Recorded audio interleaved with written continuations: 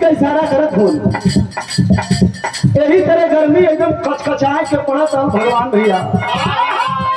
कौनो दूल्हा अपने दुल्ही से जाके सटल चाहत है और दुल्ही बेचारी गर्मी की वजह से दूरे दूरे भागत है। अरे बाबा दूल्हा कहत हो हम सटल चाहत है तू दूरे दूरे भागल चाहत हो, का बात है? हाँ दुल्ही का ना गर्मी बहुत है। तब दूल्हा कहे लगल कि मौसम के हिसाब से तुम प्यार करेलू का? दूल्हा कहे कैसन? दुल्ही कहे कैसन? तो दूल्हा बतावे लगल कि गर्मी के देखता जौन परात हो हमारे के बात सुना। दूल्हा दुल्ही से कहले बा, का कहले बा?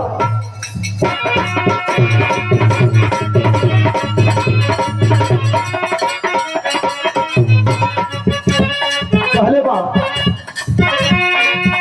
अरे गर्मी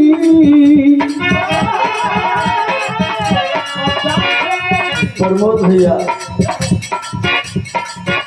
अरे गर्मी के दिन में लड़ाई करेलू, ठंडा के चलते चढ़ाई करेलू।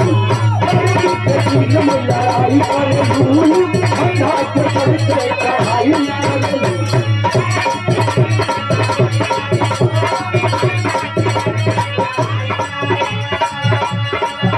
अरे गर्मी के दिन में लड़ाई करेलू, ठंडा के चलते चढ़ाई करेलू।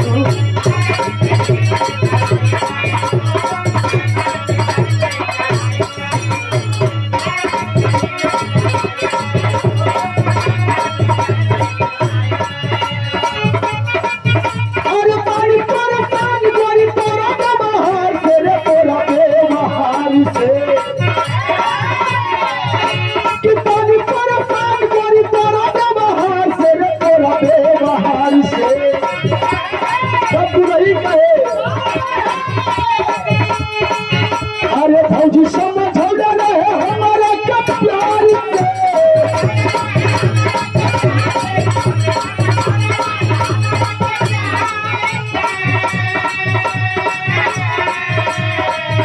अरे भौजी समझौले रहे हमारा क्या प्यार के।